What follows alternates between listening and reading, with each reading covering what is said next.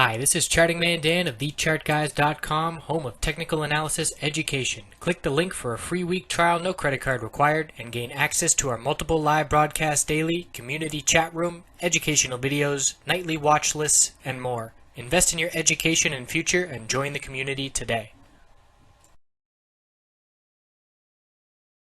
Hey everyone, checking back in on gold and some miners, and we'll look at all kinds of stuff here. So bullish candlestick on the daily from yesterday, and we actually haven't updated here on stock charts. So stock charts is going to the bench, and we're going to investing.com, where we do have the higher low established compared to the 1305 low, and we've got a couple green days in a row confirming the bullish reversal candlestick, but not really seeing any significant upside. We've got very clear lower high levels. Look at this hourly. So 1321.55, pull back. Bulls try and set a higher low and then a higher high, but we reject from 1321.05.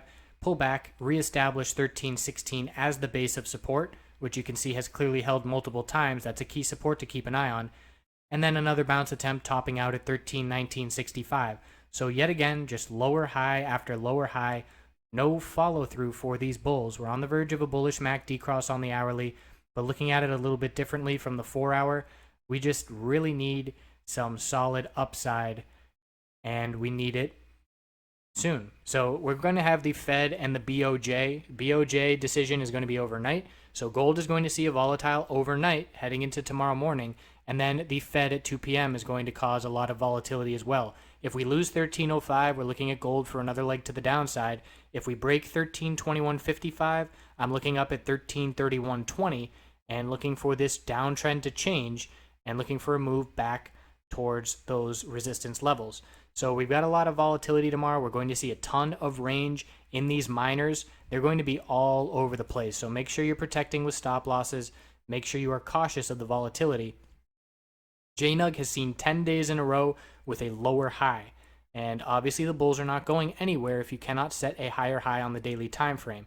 So now we're looking at 1847, 1876, and $19 as the three most recent lower highs. And we look at NUGT and see that it is also struggling. It's building a base down at the $18 area, but again, very little follow through for any of the bulls.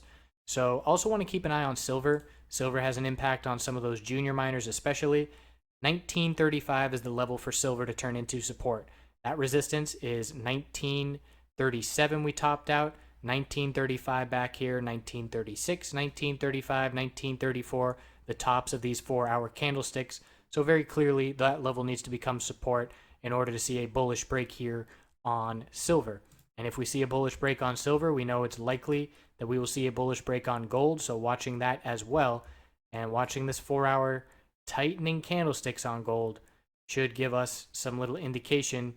Whenever you have tightening patterns like this, I watch the previous candlestick's range. If we break the high, I know that this candlestick is likely to be bullish for the entirety of the duration of the candlestick, and likewise if we get a bearish break. So we'll see as we head overnight what the BOJ gives us in terms of some gold volatility, and I will check back in tomorrow. I'll certainly be live on webcam for all of the action pre-market, and then again just before 2 p.m. and the Fed. There's going to be tons of volatility and trading opportunity in these names, but again, real easy to get burned, especially on knee-jerk reactions that are really good at triggering stop losses before turning right around and running in the direction you had originally anticipated. So we'll check back in tomorrow, see how it all settles down. I appreciate all the likes and shares yesterday. Have a great night.